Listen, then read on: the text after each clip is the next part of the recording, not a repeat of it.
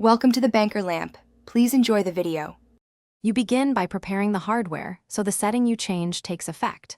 First, confirm your monitor or TV actually supports HDR video, then attach it with the proper HDMI or USB-C cable rated for HDR bandwidth. Once connected, open your device's system settings and go straight to display or screen settings. You need to find the HDR or advanced display section. Do that now so you can toggle the function in the next step without interruption. You're in the right menu. Now locate the HDR control, often labeled HDR, play HDR video, or HDR10. Once found, toggle it off. If the option lists profiles or auto mapping, switch to SDR or disable automatic HDR mapping so content no longer gets remapped. Make sure to apply or save the change. Some systems require you to confirm. After you toggle, restart the display or switch inputs briefly so the device and screen renegotiate capability. You finish by validating the result.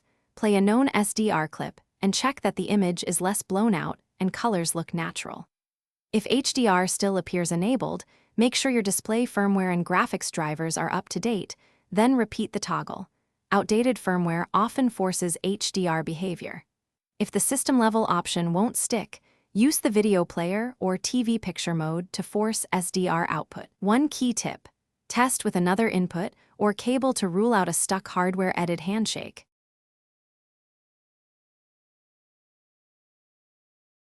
Thanks for watching. If this was helpful, leave a like and consider subscribing. See you next time.